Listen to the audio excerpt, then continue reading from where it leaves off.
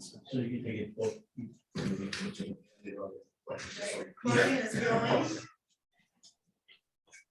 think we're just waiting for Jim. Okay, well, we'll give him about 2 more minutes. How's that?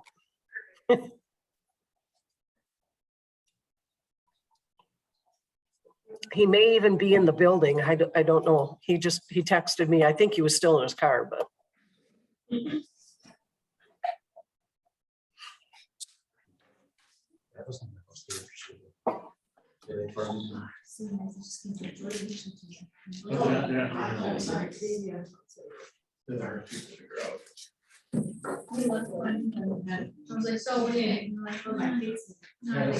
That's the one.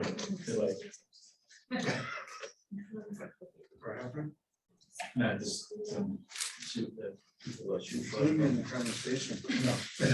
He'd be included in the conversation. I couldn't do it. I couldn't do it if I was you. Yeah, that's where we did it. And then we're done with it. Then we're really hot hour. So. I just thought that the 159 million. I would have no problem saying sorry. And so I scheduled something. Yeah. Kids love it. Until they got teenagers, so then they were not eating bread. And had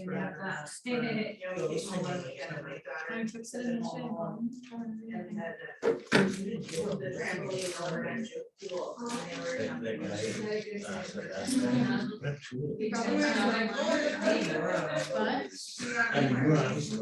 The way that she did like.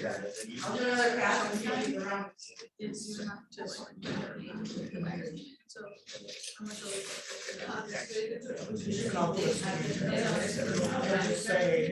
There you go. I just wanted to see if you ever called you. Look at green now. I'm like. Anna? 2 hours to show it. Hi, Sherry. How are you? Good. Super good to excited for this. I'm glad. I'm so glad. I was hoping you folks would embrace this a little bit. And we are recording it, so anybody that's missed it, they certainly can go back and take a look at this. So do we want to get started, Britta?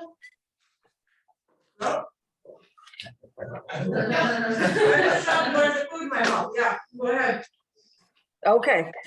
All right. Well, thank you guys so much for joining us today. I was hoping that we would get a good audience today because we've got some, quite a bit of information to help you folks navigate the waters of foreclosure and short sale. And my intent isn't to educate you on every single little piece, but what really truly I wanted to do today was to help you folks understand the terms and be able to help your clients through kind of a pretty tough time in their life. You folks have always, besides being realtors, you're oftentimes counselors and clergy and a whole host of other things as well. And this is a tough time for a lot of people to face foreclosure or short sale. It's number one, it's embarrassing as a rule for most people. Number two, it's frustrating because they don't always get the help and the guidance and the advice that they need. They're scared. They're the last people they want to talk to is their lender, of course. And that's a natural inclination. But the one thing that I would advise you folks as realtors to do is to always have them communicate with their lender if you fear that they're in a short sale or a foreclosure situation. And it's not all doom and gloom. There are some ways to navigate this. There are some things that you can do to help your clients and hopefully avoid the foreclosure situation. But What I wanted to do today was start out with some definitions of terms. And Britta handed out a packet to you folks, or a handout. And I really truly want to go through a lot of those terms, because those are the things that you're going to hear. Those are kind of your trigger points to know that, yeah, maybe my client has some issues, maybe there's a problem. Foreclosure in the state of Wisconsin is one of the longest time frames in the country. Wisconsin, from start to finish for a foreclosure can go anywhere up to about 436 days and beyond. Well, if most of you do the math, that turns out to be almost 2 full years, start to finish. California is 30 days, start to finish. Minnesota is a little different than Wisconsin, and we'll go through the differences there. That's a little bit of a shorter time frame as well, and I'll explain to you why. But it's a crazy, Wisconsin has a really crazy long process, and because our foreclosures go through a judicial process. Minnesota's typically are what's called a non-judicial foreclosure process. And again, I'll explain to you the differences once we get into more of those details. There's 2 ways that a foreclosure, or two entities that can start a foreclosure on a property. Obviously the lender, and typically most lenders, and you're going to hear me say this a lot today, and I apologize for sounding repetitive, but this process is extremely reliant on who your lender is. A lot of what you're going to see is going to depend on the lender. If you've got a local lender, it's obviously much easier to work with them than it is a national or a big chain lender. But there are, again, it's not dire. There are things that you can do to work through some of those procedures. The lender typically will start a foreclosure process when the borrower is about 3 months delinquent in payments. And that's usually full payments. Now, some lenders will go 6 months. Most of them, the 3-month delinquent mark is the trigger. The other entity that can start a foreclosure process on a property is the taxing authority, your local treasurers. If the borrower is completely caught up on their mortgage payments, but there's 4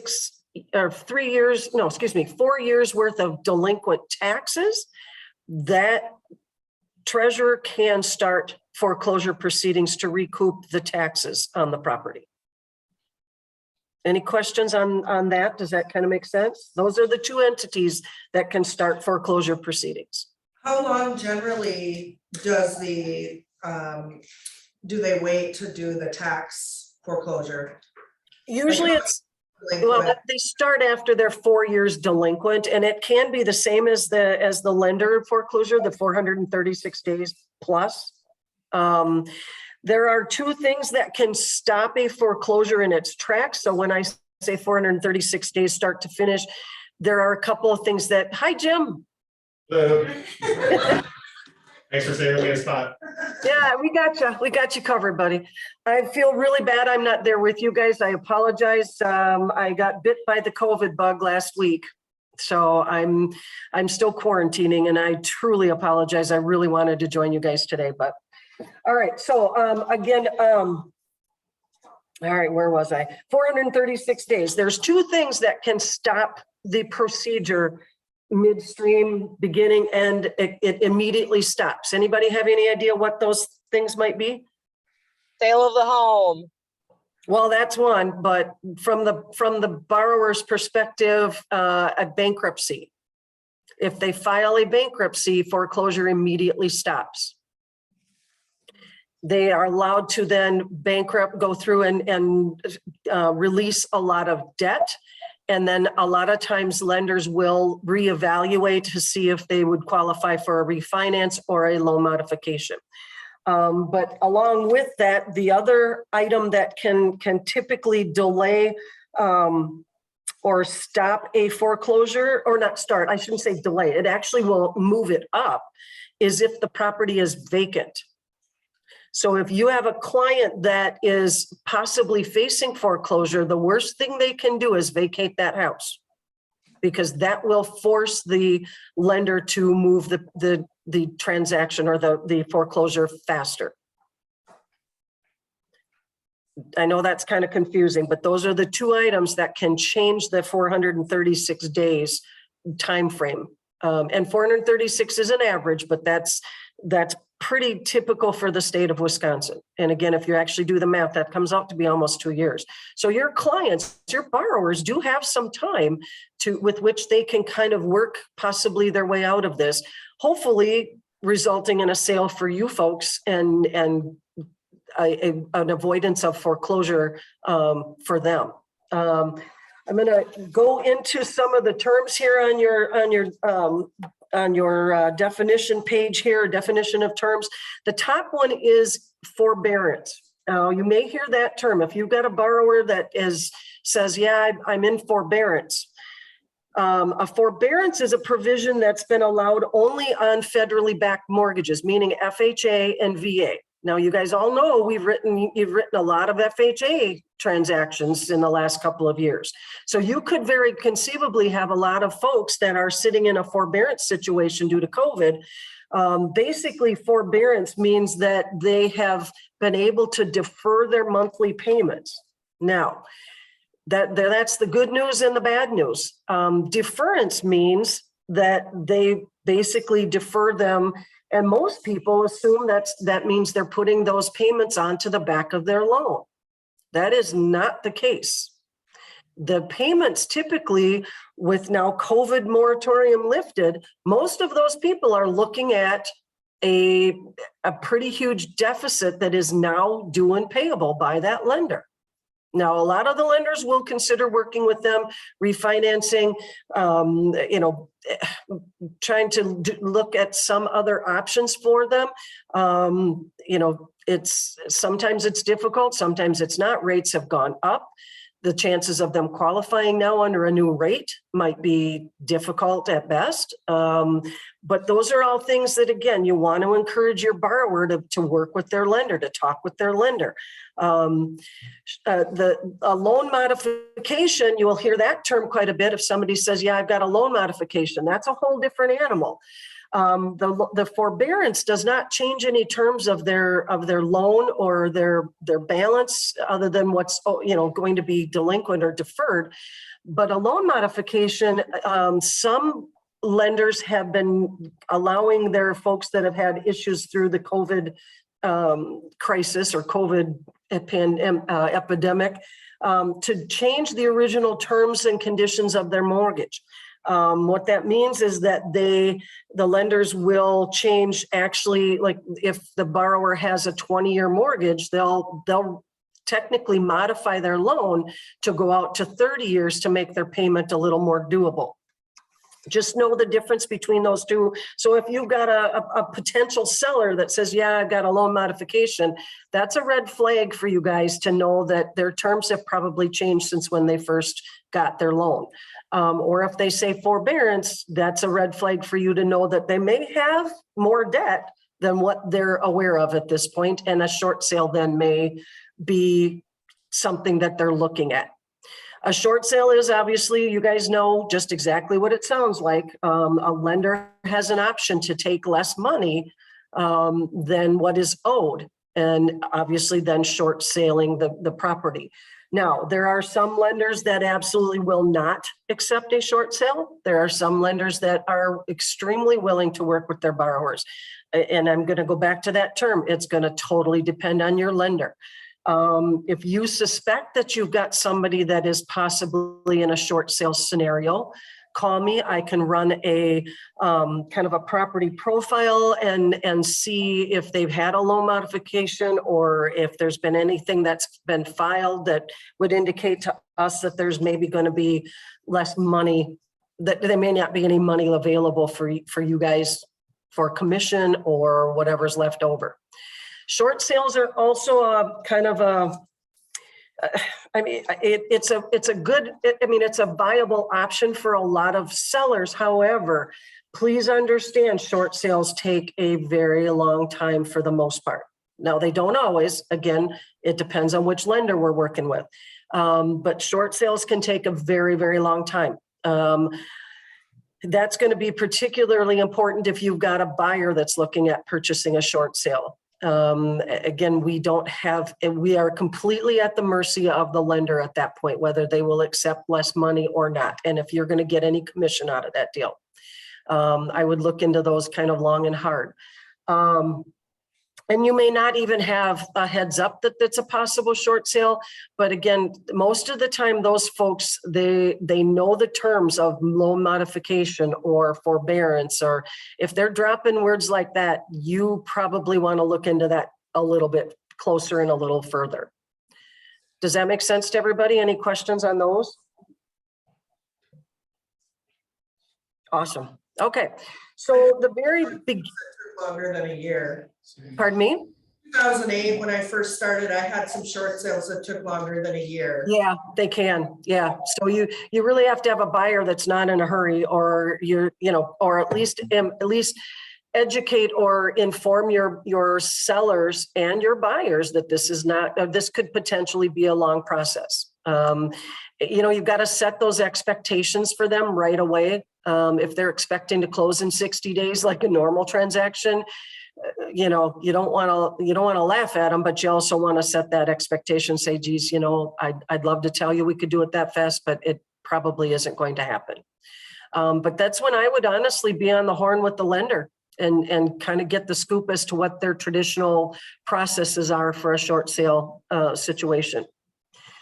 You'll see the next definition on your sheet. The very next one is a summons and complaint. That's the very, very, very first procedure that a lender will take to start the foreclosure process.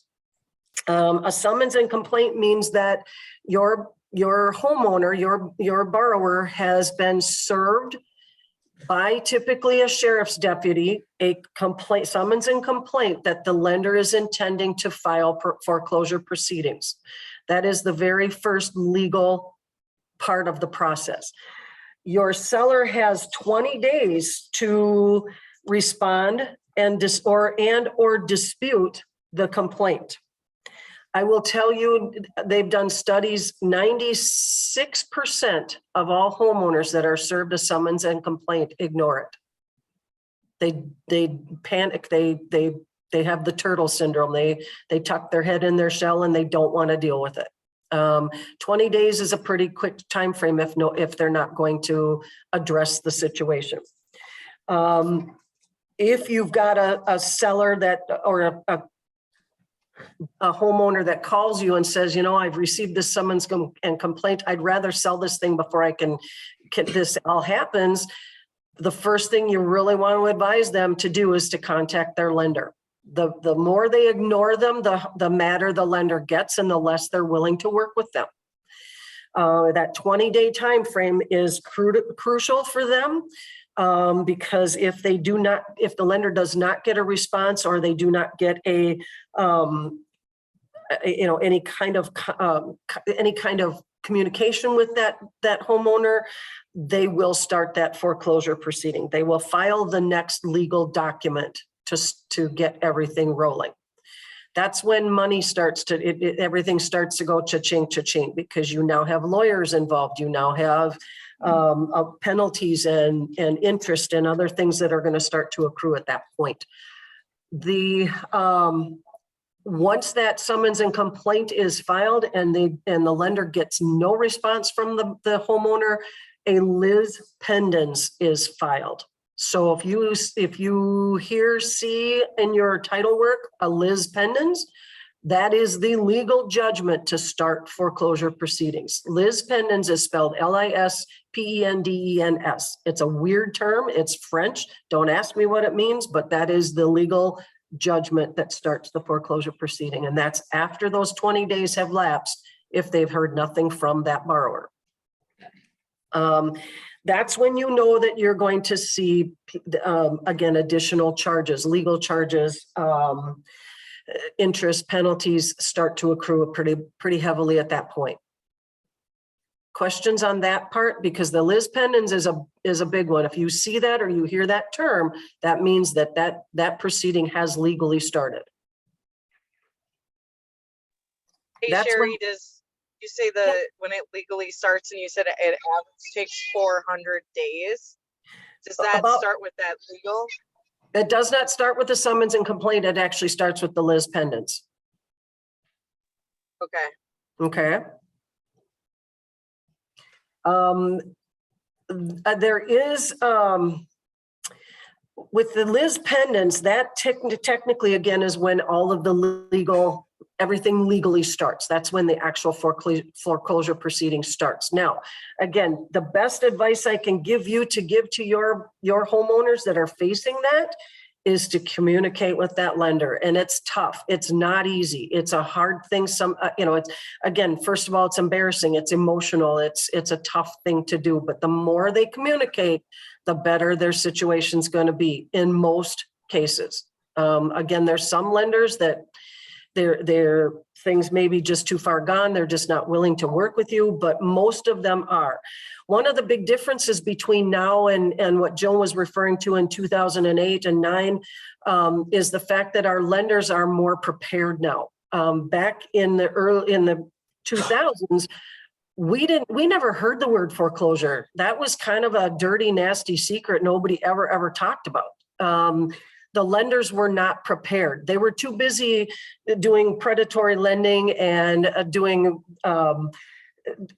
loans at 150% LTV, and they were too busy raking in their commissions and their money, and they were not thinking about the ramifications of what was going to happen, and they were not prepared.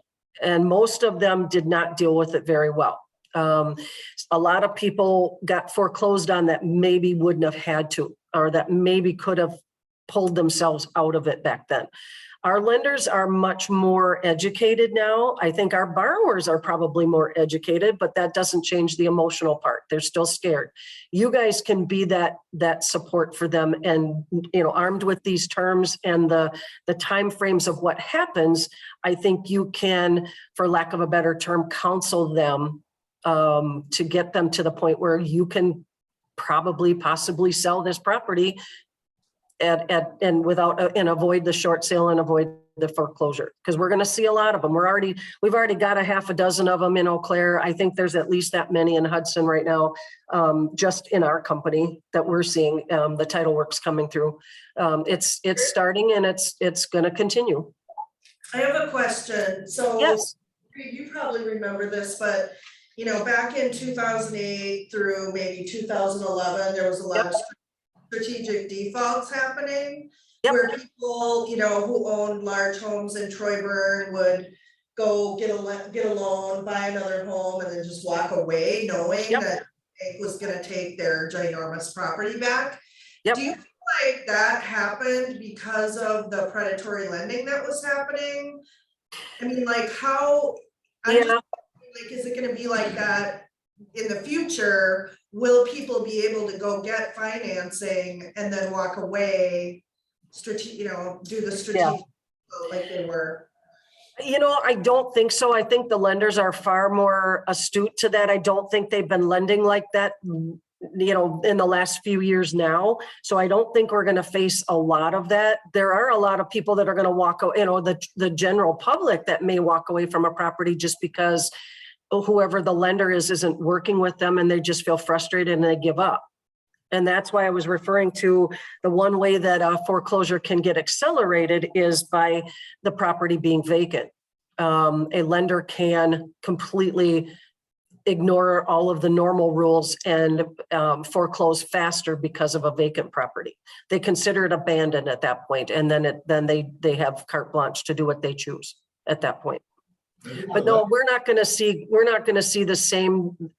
This is starting, and it's because of more of COVID or supposedly COVID related than anything. But our past years, that was predatory lending more than there is now.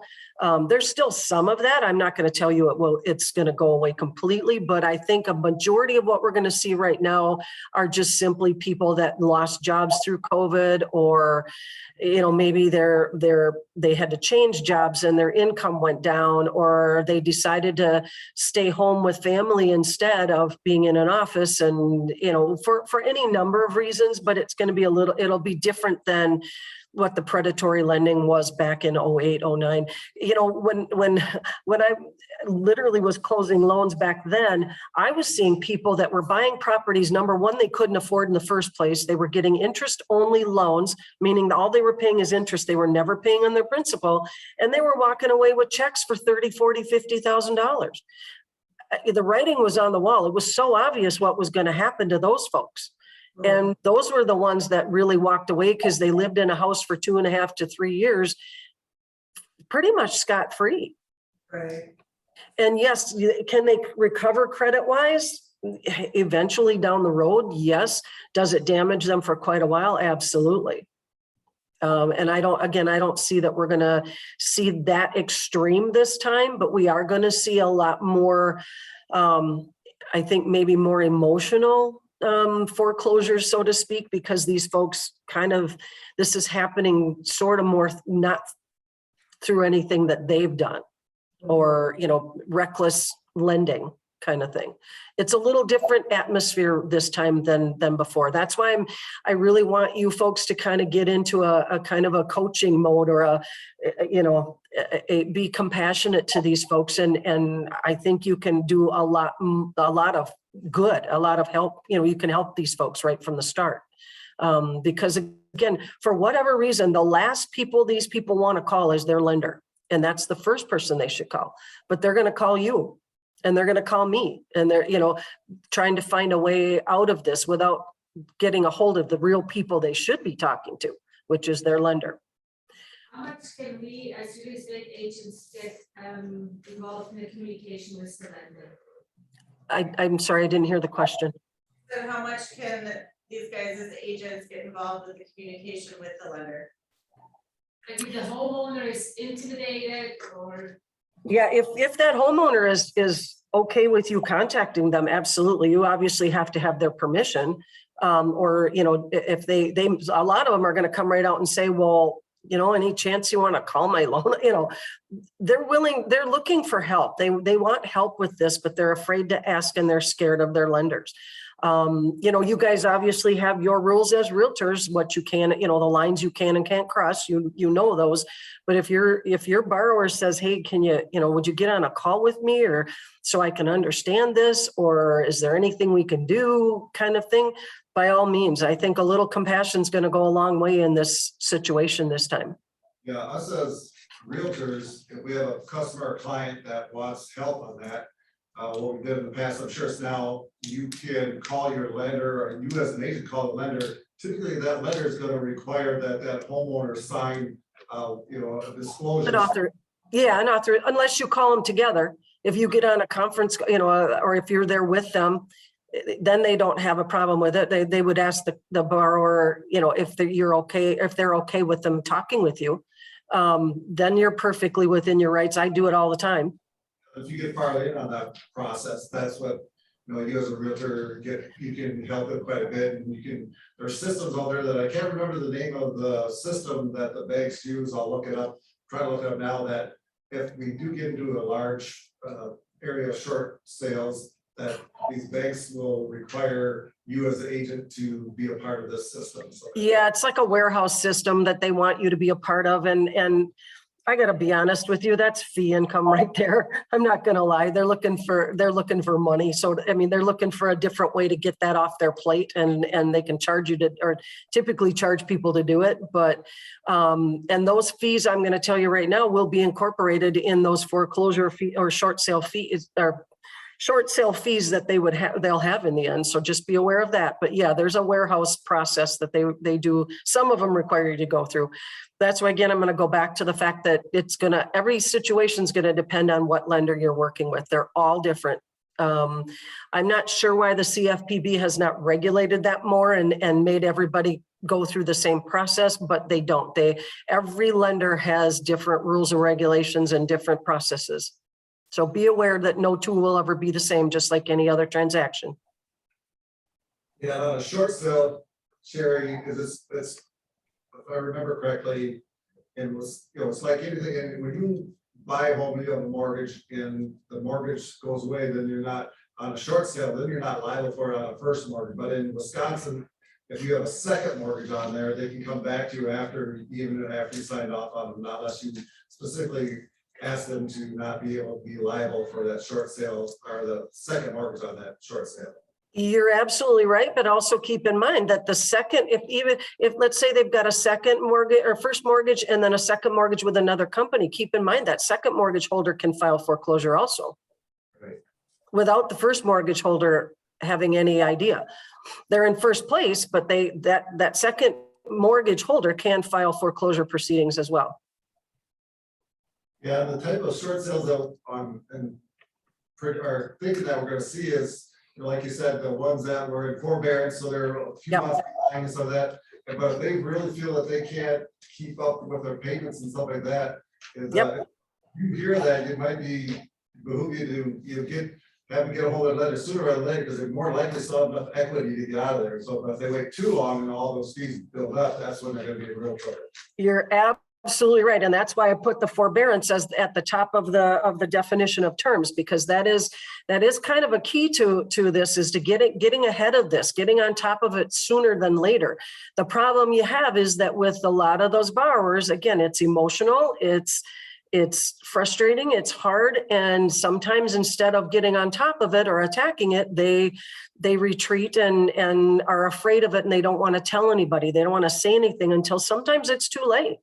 Short sales, I've seen them go anywhere from 5 to 10 grand all the way up to 150,000. Now 150,000 shorts is that's unusual. You won't see a lot of that. Very few lenders would probably authorize a short sale of 150,000 unless it's on $1 million property or $2 million property. But I don't think we're going to see a lot of that. But again, this is part of identifying the process and what you can do to help to get them to do something faster than or sooner than later, so to speak. Does that make sense? Questions? Make sure that they know you're not getting any money from this either. If you sell short, you're not getting any cash. I've had short sale people that thought that they were gonna come out with money on it. It's like, no. Yeah, no. And in fact, I've even seen short sales where the borrowers actually brought money to the table. Oh, yeah, for sure. Yeah, and that's not unusual either. And I think the key to it for you folks, I mean, I hate to make it sound financial, but you always want to go into this, making sure that you actually get a commission out of this deal. And that has to be part of the short sale request and process. You guys aren't doing this for free. And the lenders have to kind of know that. And I've seen lenders that will oftentimes negotiate that with you guys. If you say, yeah, I want 6%, and I've seen it happen where they'll negotiate down to 3 just to get, and they get it done. There's all kinds of variables. And again, it's going to depend on who your lender is. Especially local lenders are much more willing to work with people. Again, the big box lenders typically aren't as excited about it, but every once in a while you'll get a good one that'll say, yep, we've got a program. Let's kind of figure this out. But again, then you've got to always set the expectation with your sellers, and if you've got a buyer, that this is not a short or quick time frame. It's going to be a long process. Not only that, on a listing side, you'll notice during foreclosure and short sale times that there's specifically a couple of agents in the community who are handling those short sale listings. Yep. Because there's a lot that goes involved to listing short sales when they're vacant. You got to mow the grass, you got to find the person. Oh, yeah. Those are receivables that you as the agent take on until the house. Yep, So- and most lenders require you to pay that and you can be reimbursed possibly at the end, but that's a risk you take as a realtor as well. Yeah. Yep. Now, though, I will tell you with short sales, one of the things that is going to be different for you folks in your area is that Wisconsin's about again, almost a two-year process. Minnesota typically does non-judicial foreclosures. Wisconsin's judicial foreclosures, meaning again, there's that whole judicial process, there's that time frame. Minnesota has the option to do a non-judicial foreclosure, meaning they can literally start that procedure and completely get it done in 30 days like California, or 60 days. So you may be under the gun if you've got a Minnesota property you may not have that time frame you think you have for a short sale or to negotiate or to try to get that property sold to avoid the end foreclosure or the sheriff's sale. What I mean by non-judicial foreclosure, again, it's just a matter, the difference between the two is the time frame and the legalities. A judicial foreclosure that Wisconsin follows, the biggest difference is that if your homeowner does a short sale or a foreclosure, the lender has the right to file a deficiency judgment. That's your last term on the bottom of the page. A deficiency judgment is a judgment against that borrower. So if they ever purchase property ever again, that judgment then would be paid, or purchased and then sold. That judgment is on that new property. And the deficiency judgment is usually for the difference between what the property sold for versus what was owed. So let's say you got a short sale situation where the borrower owes $300,000, but the lender has accepted a short sale of $200,000. They could, in Wisconsin, they can file a deficiency judgment for that extra $100,000. Now, the only time again that's applicable is if this borrower ultimately inherits or buys another property somewhere down the road and then goes to sell it. That judgment could be looming out there for $100,000. The difference in that judicial and the non-judicial, Minnesota uses non-judicial just simply for the time situation, and under the non-judicial, the lender does not have the option to place a deficiency judgment. Does that make sense to everybody? So for you folks, you're going to be looking at, again, if you've got Minnesota properties, just understand that 436 days does not apply.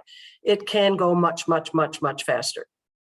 That's why when I talked to you initially, California is 30 days. They are non-judicial and they don't mess around. It's just done. But they know they do not have the right then to place a deficiency judgment to recoup the difference of what they lost. Jerry, Make sense? Yes. I got a question. Yeah. So your deficiency judgment, what if they file bankruptcy? Did that keep them from coming back to them? Like if they owed money on it, did that keep them from the lender? From filing that? Yeah. No. I don't believe it does. I can't, honestly, that's a legal question I'm not 100% certain of, but no, I don't believe it does because it was filed in a non-judicial foreclosure. I don't think it eliminates that. It's kind of like federal tax liens. Those cannot be eliminated. Okay. Okay. Does that make sense? Yeah, I mean, I knew it was kind of a legal question. Yeah, yeah. Yeah, I've seen a lender collect on a deficiency judgment after somebody filed bankruptcy. So that's why my suspicion is that no, it does not disappear. Okay, thanks. Yeah, absolutely. All right, so the lis pendens is filed. They go through Oh, I've got some from Grace.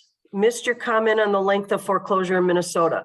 Minnesota is a much shorter time frame if they file a because they file non-judicial foreclosure. So it can be 30 days, it can be 60 days, it can be 90, it can be 6 months. It depends on the lender's processes. But it's typically not as long as Wisconsin, which is around 436 days. Does that help, Grace? Wonderful.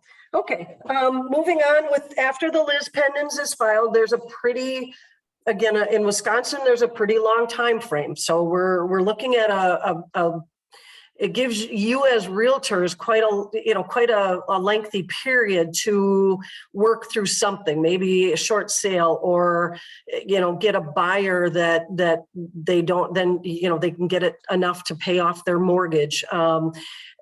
But again, you're going to be a pretty heavy counselor through that time frame, and they're going to want to know what happens during that time frame.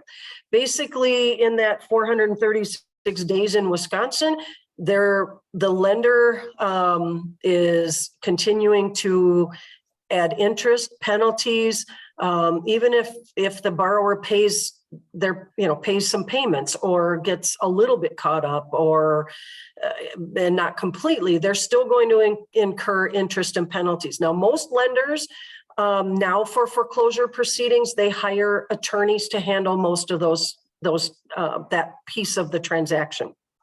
So Gray and Associates in Milwaukee is the largest foreclosure attorney in the state. They handle, I would say, probably 50 to 60% of any foreclosures in Wisconsin.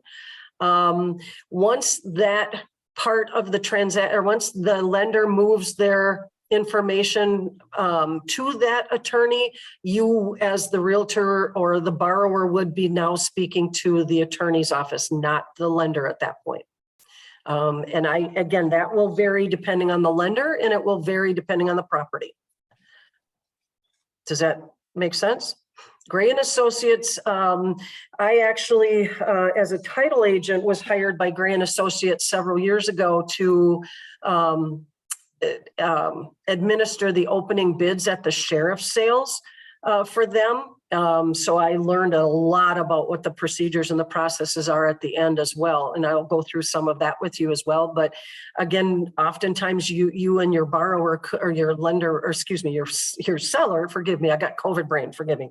You and your sellers could conceivably be talking with the attorney instead of the lender at that point. Again, time frame depends on how the lender is handling it.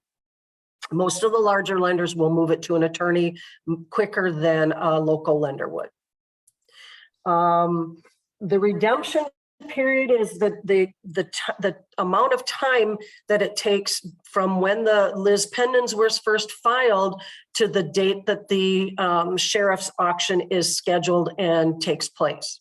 Now, that again can be any length of time depending on where you are, from 30 days to 436. It can be a very lengthy time or it can be a short time. Be prepared for just about everything. The sheriff's sale, most of you have heard that term, I'm assuming. The sheriff's sale is the actual, just like it's at the front steps of the courthouse at the sheriff's department, and they basically auction, or not auction, but sell off that property. It is kind of like an auction, but it is basically a sheriff's sale.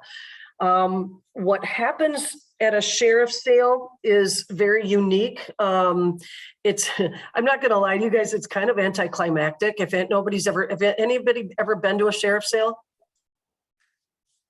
I have. Yeah. It's pretty entertaining. It can be, yeah, it can be super entertaining or it can be boring as heck. You just never know. Again, I did for Eau Claire County, I don't even know how many opening bids I entered for Gray and Associates at Eau Claire County. You see a cast of characters. But it is exactly what it says it is. You go to the front steps of the courthouse, or in our area in Eau Claire, it's in the front foyer of the courthouse. The sheriff and his deputy or clerk come down the hall with a clipboard, and they have a list of properties that they will be, that people have an opportunity to bid on. For those of you that have investors, I would highly recommend that you go to your courthouse when they have their sheriff sales and just watch the proceeding, because it's really interesting. And a lot of you with investors, if they're looking to pick up a property, that's a great place to do it.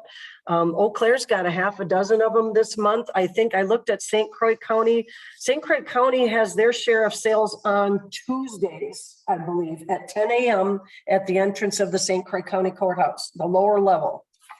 You know, the sheriff's departments, the sheriff's website has typically the properties listed that are up for auction, and they also have them posted in their lobby, or in the courthouse area. In Eau Claire, it's right next to the treasurer's office. They've got a big glass cabinet that lists all the properties that are going up for sale under the sheriff's sale. Basically, every property is, they do not have keys. Whoever purchases them it has to figure out how to get in there and figure out how to change locks and all of that kind of fun stuff. Anybody bidding on a or wanting to bid on a property, the requirement is that they are required to have 10% down payment cash in hand at the time of the sale. So if you've got investors that are possibly interested in doing something like that, you'll want to advise them to at least research the property a little bit and decide what their maximum amount that they want to bid on it is, and have a check in hand made out to the county sheriff department. The clerk will read off their standard disclosures, and at that point they will start naming off the property, and somebody there has been charged with declaring the opening bid. Again, sometimes it can be super entertaining. Other times it can be really boring. There's properties that nobody really wants to bid on. If nobody bids on a property, it goes back to the lender. That's also where you as realtors, I know there's several realtors that have gotten clients that are lenders that once it goes back to them, for whatever reason, it needs to be rehabbed or something needs to be done to the property and then put up for sale. I know a lot of realtors that have done that pretty successfully, where they've gotten, they've got their whole team of contractors or lawn people or whatever needs to be done to the property, and they get that cleared up and then they sell that for the lender that it went back to. I would say probably in my experience in the years that I did the opening bids, I would say there's maybe less than 2% that actually go back to the lender. Most of them are bid on. I will also tell you the sheriff's sale is not the end all to be all. Once that sheriff's sale takes place and somebody has bid and won the bid on that property, there is still another 10-day window before a judge declares that sale final. That sale has to go before a judge. That judge has to declare that sale final, but the homeowner has the right to bring that loan current right up to the date and time that judge signs that declaration. So if for some reason these people have, the borrower have come into some money, or they've hit it big in Vegas or whatever, they have the right to bring that property current up to the time that judge signs that declaration. And that's possibly 10 days, up to 10 days after the sheriff's sale. Yeah, Sherry, in my experience when I was doing short sales, when I went to the sheriff's auctions, there were quite a few more of them that actually went back to the bank. They usually have an idea of what it's worth, and then when times were really bad, people would only bid to Sure. Yeah. The lender typically will buy it back, and then they put it in and hire short sale agents and stuff like that. That's what Sure. they do. And I think it depends on the county. That's Reed, right? I can tell by the voice. Yeah. Okay, yeah. I think it depends on the county, Reed. In some areas, again, in Eau Claire, my experience was it was very, very, very few that went back to the lender. That was just after, I probably did 1,000 of them. And it was very few that went back to the lender. Because most people at that point, or a lot of investors, were looking to buy, and they would start bidding $1 over what the original opening bid was. They knew what they were going to, wanted to sell it or wanted to purchase it for. And most of them stuck to that. They were pretty astute or pretty smart about it. But I saw very few go back to the lender at that point. Now, maybe in different counties, it was higher. I don't know. I only know the experience I had in Eau Claire County. I think when we were height of the short sales, banks would hire realtors to do BPOs that give them a good idea of what they think they could sell or what the value should be. So at that point, if the bids, when people try to buy the share options wasn't high enough, well, they knew they could get more. If they use a short sale agent or an agent to get it, they bid a little bit higher to try to maximize their dollars. That's just when everything was sold. When things were so crazy. I don't anticipate that being the case right now either. Partly because a lot of these lenders are only going to go after what they're owed, and minus anything that they think as any discretionary things they think they can cut out. That's typically what I saw for opening bids from them. And I know that sounds weird, but it literally, I saw so few go back to the lender. Most of them actually got bid on, even if it was $1 more than the opening bid. I saw that once. It was $1 more. It's all they're all it's unusual. It's a unique situation. And I've currently been going to the Barron County Sheriff auctions ever since COVID. Yep. And so everything has sold for above opening bid. Nothing's been going back to the bank. All the investors are showing up to it, and then the realtors are too. Yep. But my question for you, Sherry, is you talk about this window after the sale. Yep. So would the owner be able to sell that home? Like, say it goes to auction and it sells for 130,000. Yep. Okay, say they open the bid at 120 and it sells at auction for 130. And you're in communication with the owner. Could that owner sell it to you for 121,000 or 131,000? Depends on what's owed. If the borrower only owes 100,000 and they can pay that up before the judge declares that sale final, they have that option to do that. And then they can turn around and sell it to you or anybody else. So you could buy it before it going to the judge, the owner. But however, what I've been seeing is that the payoff isn't always what the opening bid is. Like you said, for instance, if there's other judgments and everything, when it goes to auction, that all gets trumped. But if you're trying to purchase it before auction, you have to clear up those other judgments. You have to make sure that, again, the borrower the homeowner can bring that property out of foreclosure any single time before that judge declares that sale final, if they can pay everything that is owed or requested by the lender.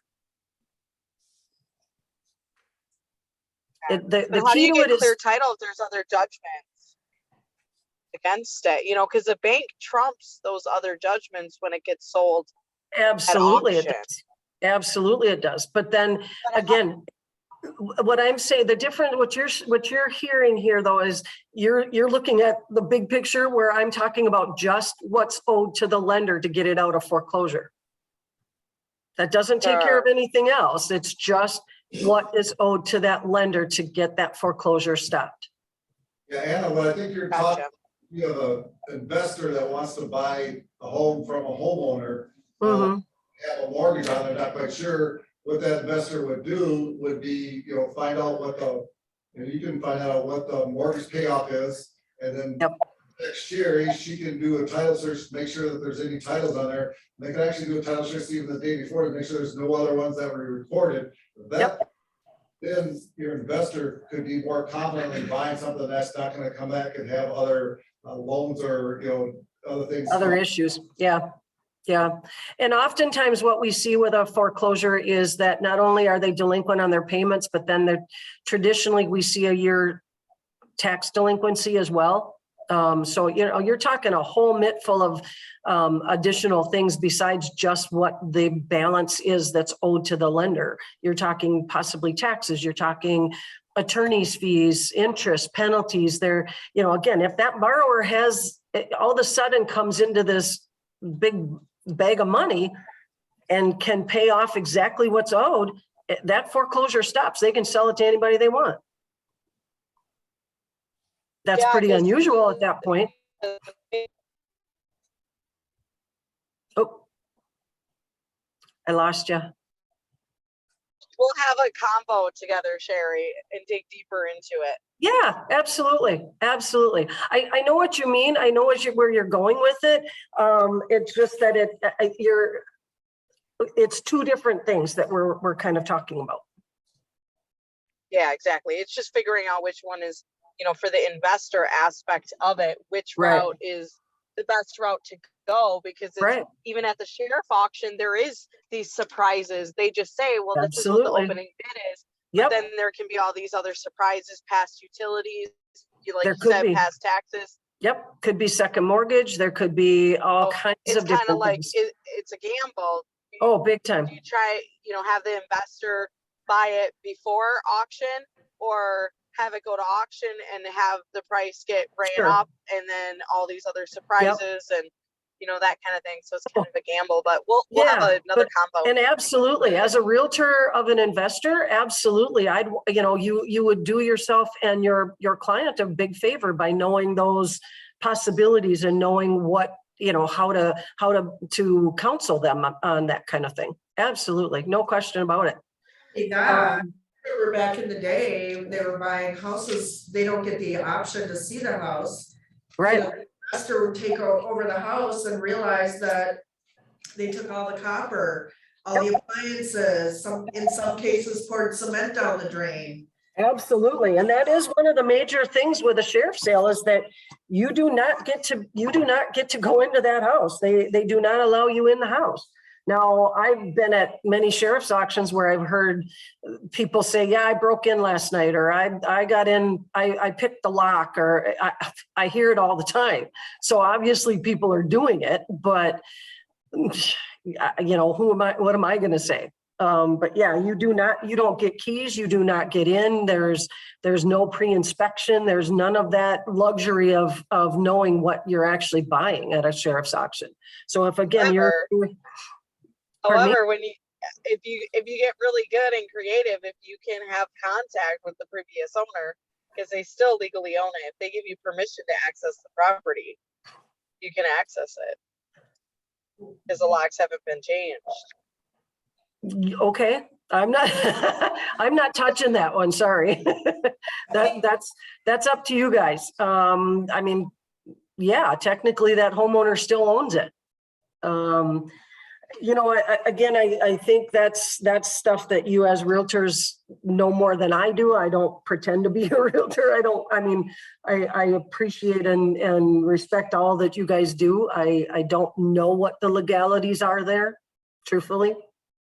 And I wouldn't even hazard a guess, but my goal today was mainly to kind of give you the definition of some of the terms that you could possibly hear coming up and alert you to what the actual legal process is. If you get a title policy back and it says there was a Liz pendants filed on May 1st of 2022, you probably are going to need to do some digging. You're going to want to look. Hopefully that borrower or that homeowner has given you that information ahead of time. If not, that's going to be a prickly conversation you're going to have. And hopefully armed with the information I gave you today will help you counsel them or help them get that property sold before it goes to sheriff's auction, or get it on, get them to work with their borrower to work with a short sale for you. That's the key to it all, is to make sure that you kind of, encourage them to work with their lender, because most people are so scared, or they're so intimidated. The last person they want to call is their loan officer. Sherry, we've got a hard stop at 1 o'clock because there's another class after. Oh, we got 2 minutes. No, I was telling you. I'm good.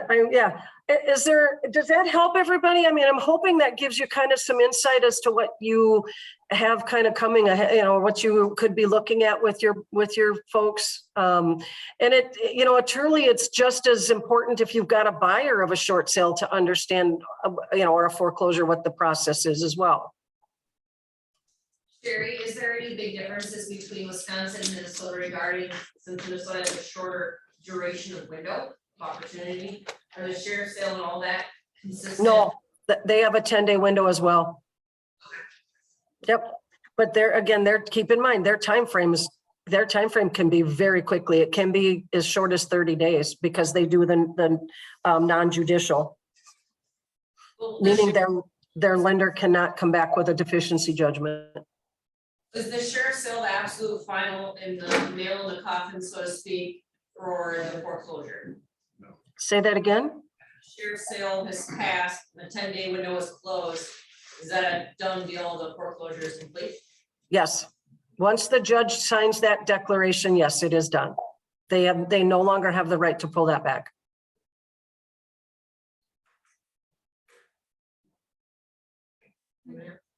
Any other questions? Does this help, guys?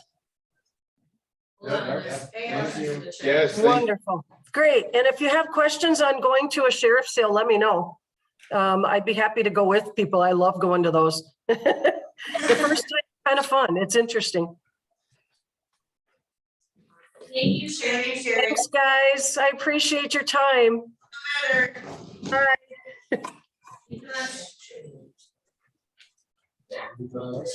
Yeah, I ordered a. Yeah, do you want me to leave this on?